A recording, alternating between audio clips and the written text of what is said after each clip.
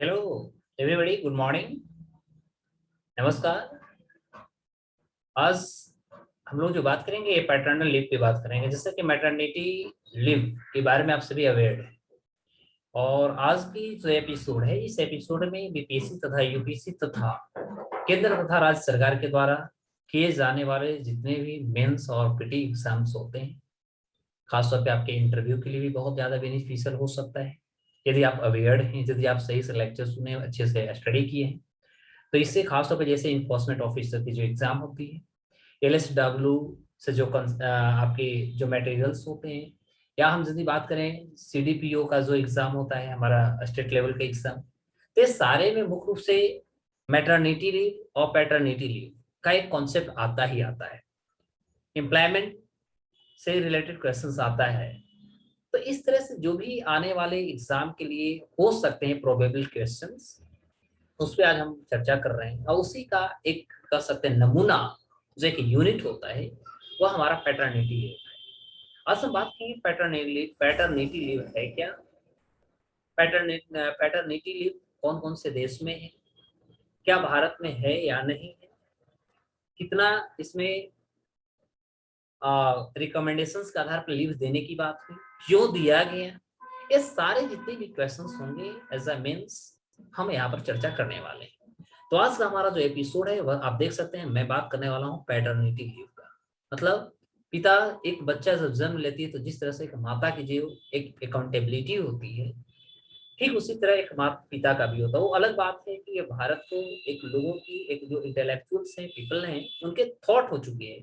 कि भारत एक पति प्रधान देश है। लेकिन ऐसा नहीं, जहां पर यह संविधान, जहां पर इंडियन कॉन्स्टिट्यूशन, चाहे मेल हो या फीमेल हो, चाहे किसी भी धर्म, किसी भी समुदाय,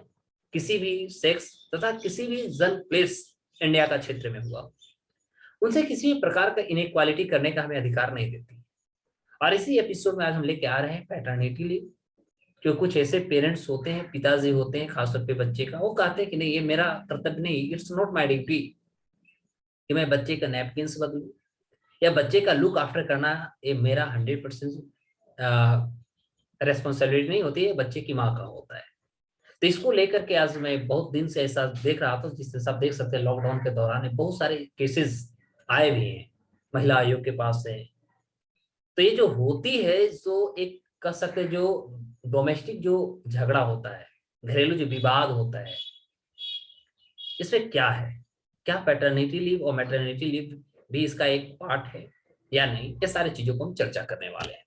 तो चलिए अब हम लोग अपने टॉपिक को स्टार्ट करते हैं। तो अस पैटर्निटी लीव देख सकते हैं, पैटर्निटी लीव जो है इसको डिफाइन किया गया है कि लीव पीरियड के रूप में इसको डिफाइन किया गया है। This is a leave period,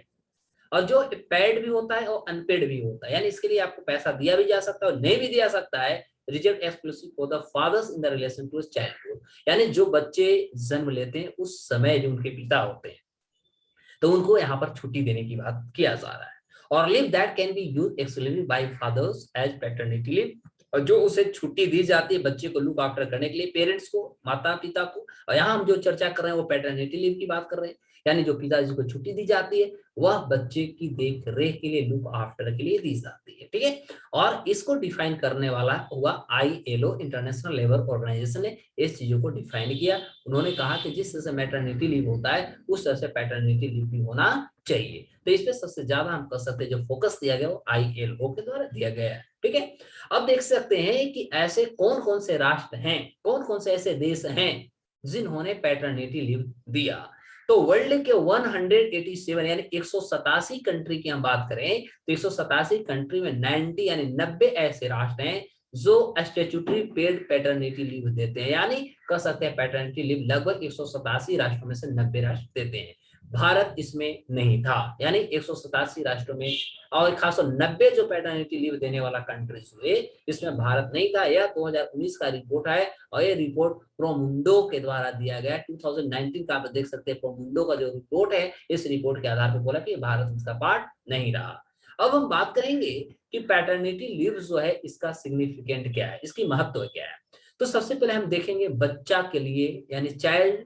in the regard of child perfection यदि देखें तो बच्चे के रिगार्ड में इसके लिए क्या किया गया है। तो सबसे पहले हम देख सकते हैं चाइल्ड केयर है, बच्चों की देख रहा। इसमें क्या होता है कि बोथ जो पेरेंट्स होते हैं, माता और पिता, ये दोनों एक जो क्वालिटी जो टाइम होता है, एक क्वालिटी टाइम को बच्चों के लिए इंप्रूव करेंगे, बच्चों को देंगे। दूसरा जो मेंटल डेवलपमेंट की यदि हम बात करें, तो मेंटल डेवलपमेंट को लेकर के हम देख सकते हैं कि जो ILO इंटरनेशनल लेबर ऑर्गेनाइजेशंस हैं, उन्हें जो डिफाइन किया है कि during the first 1000 days after birth, यानी जन्म जो बच्चा का होता है उसके जन्म के 1000 दिन तक हम कहते हैं चाइल्ड नीड्स सपोर्ट, बच्चों की जरूरत होती है, मदद की जरूरत होती है, किसकी? उसकी मेंटल जो डेवलपमेंट होती है, जो बेटर मेंटल डेवलपमेंट होता है, उसमें उसके माता तथा पिता दोनों की कंट्रीब्यूशन की आवश्यकता होती है। Is it okay?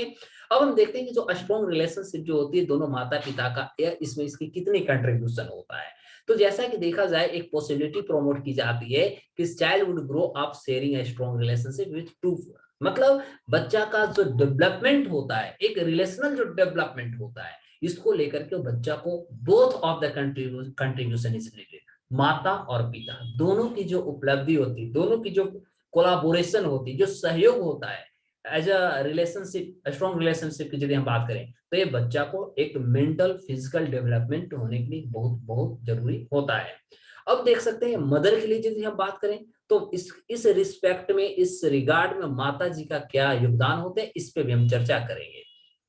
तो मदरहुड पेनाल्टी सबसे पहले होता है। मदरहुड पेनाल्टी मतलब मातृत्व में आता है, तो ये मदद करती है मदरहुड पेनाल्टी को एंड करने में। Is it okay? साथ ही साथ का कुछ ऐसा डिसएडवांटेज होता है जो विमेन विद चिल्ड्रन फेस, जो महिलाएं बच्चे के साथ फेस करती है एज कम्पेयर टू विमेन, है ना, हु डोंट वर्क प्लेस, यानी ऐसी परिस्थिति में बहुत सारे हमारे देश की ऐसी महिलाएं हैं जो देश के विकास में आपका सिर्फ कंट्रीब्यूशन देना चाहती है, लेकिन जैसे वो प्रेग्नेंट हो जाती है या जैसे वो माँ बनने के रास्ते पर चले जाते हैं, तैसे उनको अनेकों कारण से एक्टिविटीज उनको अलग कर दी जाती है, ठीक है, मत कर सकते हैं डिप्राइव कर दी जाती है। तो इससे क्या होता है कि देश के विकास, परिवार के विकास तथा जो एक सामुदायिक और जो सामाजिक विकास होना चाहिए, वो कहीं ना कहीं अधूरा रह जाता है, ठीक है। अब इजिंग ऑफ बर्डन, अब बात होती है कि उनके ऊपर जो एक रेस्पॉन्सिबिलिटी है, जो बर्डन है, इसको कैसे इज किया जाए, यानी कैसे आसान बनाया जा सके। तो इसमें हम कह सकते हैं कि सबसे पहले क्या होता है कि हमें इंक्रीज करना होगा न्यूक्लियर फैमिलीज को, has led to decrease in support to women, जिससे कि महिलाओं का जो सपोर्ट होगा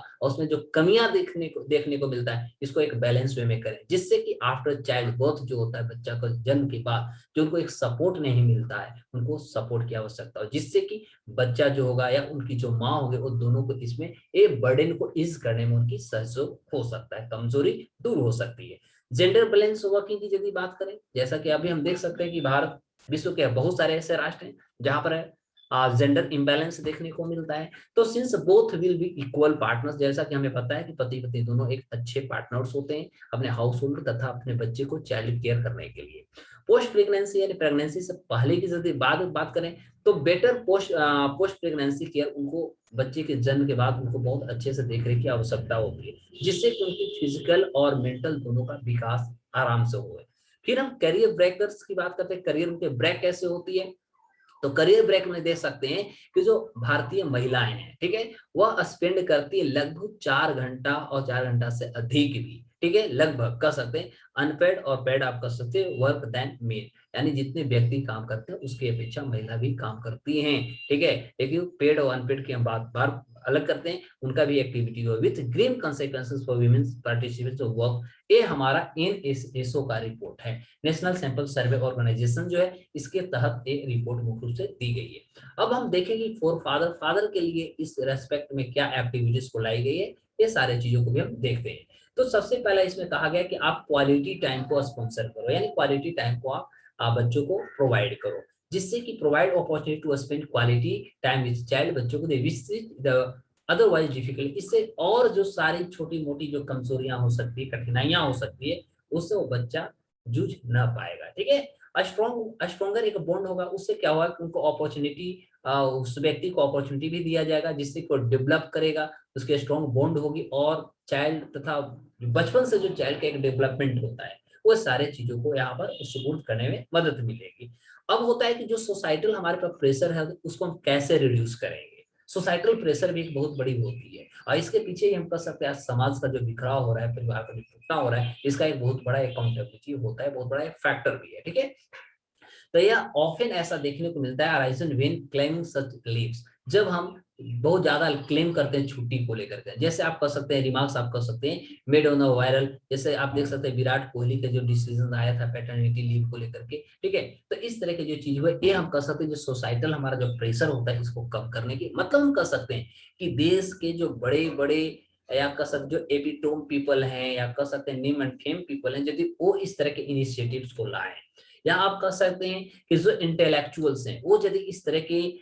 इनिशिएटिव्स को आगे बढ़ाएं, तो भविष्य में ऐसी चुनौतियों से जूझना हमें लगता है कि बहुत आसान हो जाएगा और लोग इस सारे चीजों को समझेंगे। Is it okay? अब देखते हैं कि इज ऑफ प्रेशर, प्रेशर को कम कैसे किया जाए, प्रेशर को कैसे इज आसान किया जाए। तो इफ वुड मीन दैट, यदि ऐसा प्रतीत होता है कि व्यक्ति जो होते हैं एबल होते हैं and have the incentive to, तो प्रेशर ऑफ देयर वाइफ, तो मायने सी बात है कि यदि वो दोनों एक दूसरे के एबल हैं, एक दूसरे को समझने लायक, एक दूसरे को अच्छे से समझ रहे हैं, तो हमें लगता है कि इस तरह की चुनौतियां नहीं आ सकती एक दूसरे को यदि समझ रहे हैं तो। अब हमारे समाज की यदि हम बात करें, सोसाइटी की हम बात करें, तो आप सोसाइटी को देख सकते हैं कि यहाँ पर हमें अनफेयरनेस को देखने को मिलता है। क्या होता है कि जो बर्डन मदर पर होते हैं वो अनफेयर हम रिड्यूस कर पाते हैं, जिससे कि क्या होता है कि बल्क ऑफ केयर गिविंग वहां पर देखने को मिलता है। साथ ही साथ शेयर रेस्पॉन्सिबिलिटी की हम बात करेंगे, यानी माता और पिता दोनों की कंट्रीब्यूशन होनी चाहिए, दोनों की एक बराबर जो जिम्मेवारी होनी चाहिए। इसमें हम देखेंगे तो प्राप्त होता है कि सबसे पहले हम एक दूसरे को समझे, समझना एक बहुत बड़ी जरूरी है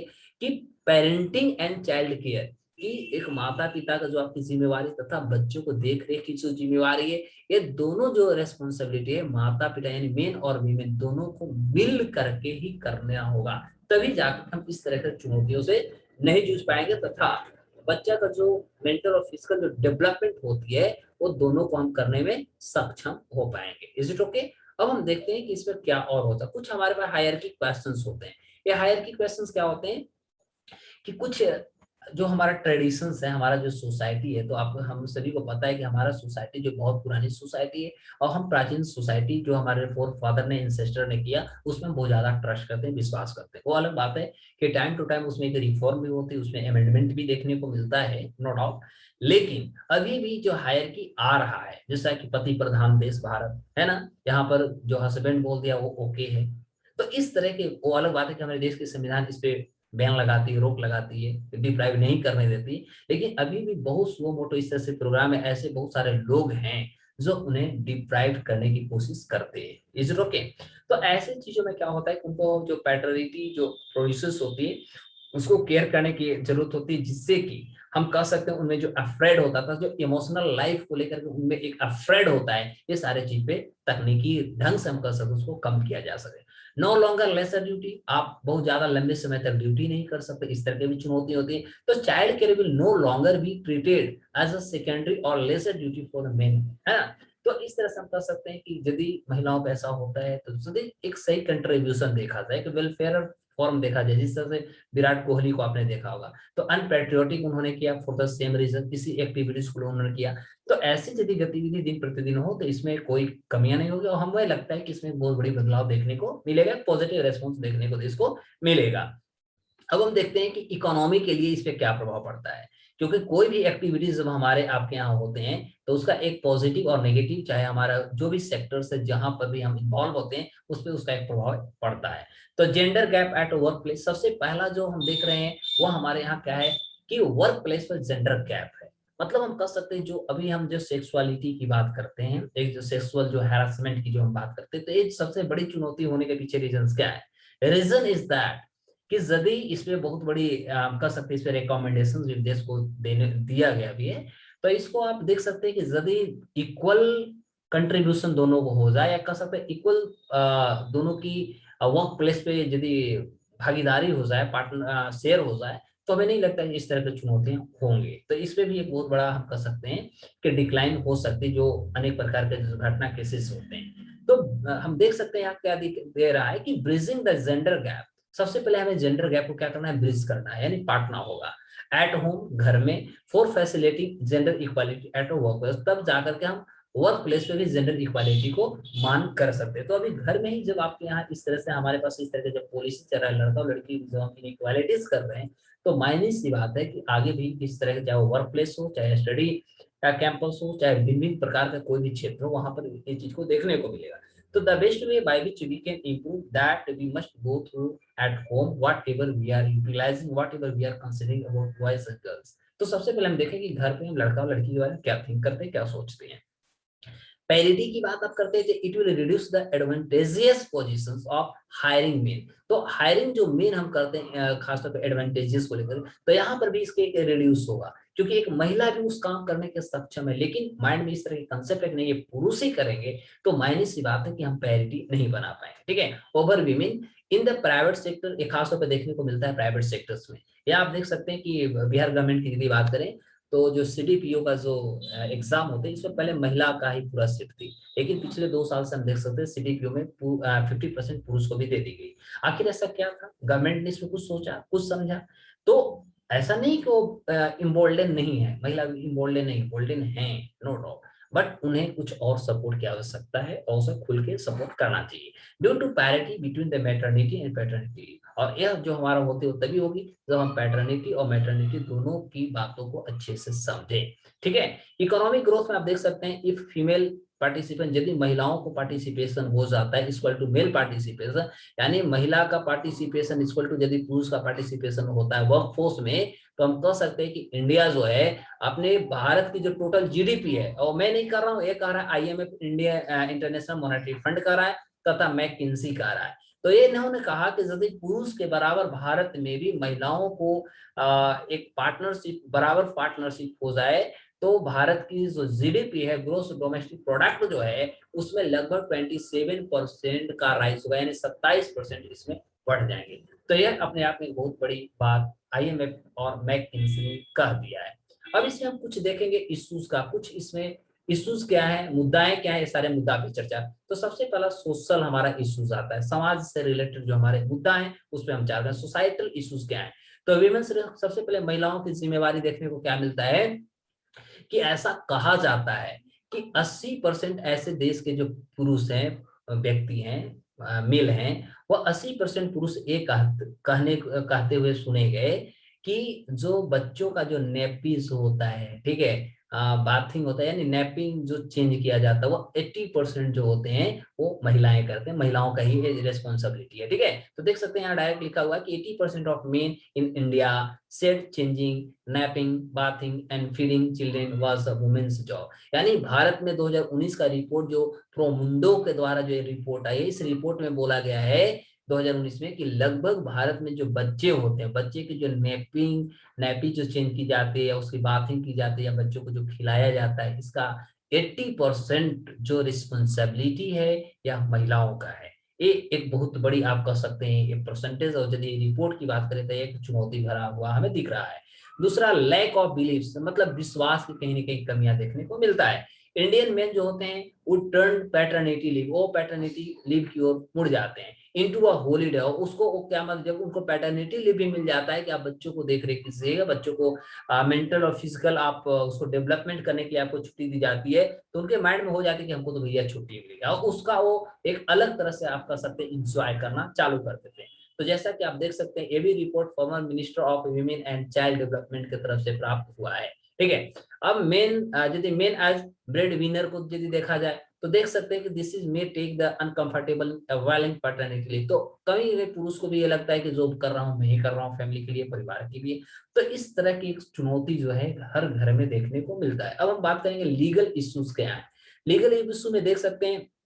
कि इसको लेकर के हमारे लेजिस्लेशन है, जो विधेयक हुआ एब्सेंस है, यानी कुछ मतलब कह सकते हैं डायरेक्ट क्या है, मौन है। therefore we can say not mandatory to give paternity leave। तो इसको लेकर के भारत में देखा जाए तो पैटर्निटी लीव जो है ये मैंडेटरी नहीं है देने के लिए, अनलाइक मैटरनिटी लीव। जिस तरह से मैटरनिटी लीव हमारे यहाँ दिया जाता है भारत में, मतलब ओवरऑल मैं आपको स्पष्ट कर दूं कि भारत में मैटरनिटी लीव एक्ट 2017 में जो पैटर्निटी लीव की यदि बात करें तो भारत में पैटर्निटी लीव अभी भी अकाउंटेबल नहीं है या मैंडेटरी नहीं है, लेकिन मैटरनिटी लीव हम देख सकते हैं कि मैटरनिटी बेनिफिट एक्ट 2017 में अंततः इसमें रिकमेंड करके इसमें बदलाव करके और महिलाओं को दिया गया।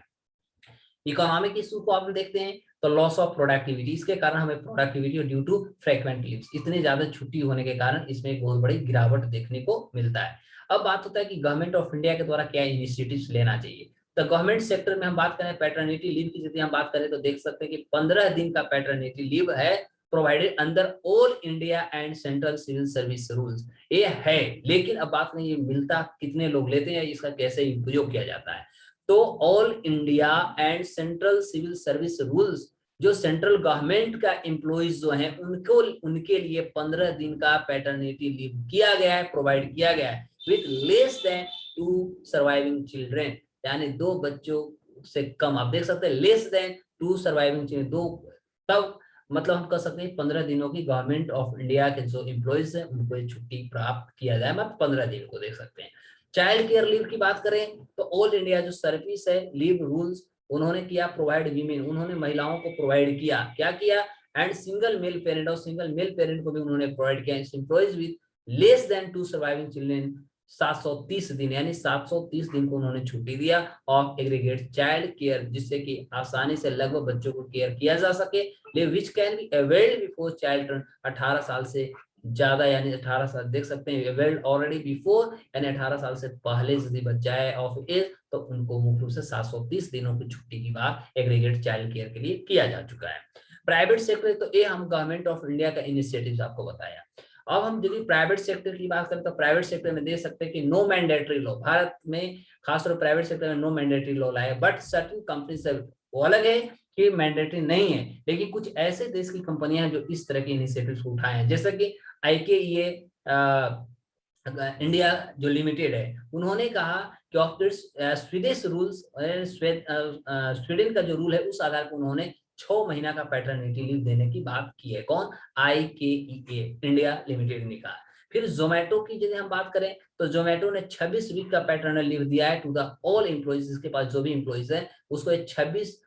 वीक यानी 26 सप्ताह के छुट्टी देने की प्रावधान किया है। अब लास्ट हम देखते हैं कि और इसमें क्या क्या होनी चाहिए। तो लेजिस्लेशन की यदि बात करें, देश की विधायिका की बात करें, लॉ की बात करें, तो देख सकते हैं in order to mandate paternity leave, यानी पैटर्निटी लीव को मैंडेट करने के लिए अलॉन्ग विथ मैटरनिटी लीव, जिस तरह से माताओं को लीव दिया जाता है, शिशु मातृ जो छुट्टी दी जाती है, पैटर्निटी बेनिफिट बिल 2017 में लाया गया and can be used as a starting point of this, शुरू किया जा सकता है। Chandra Mohan Jain versus NK Bagdoria public school के यदि हम केसेस को स्टडी करें तो देख सकते हैं कि दिल्ली हाई कोर्ट ने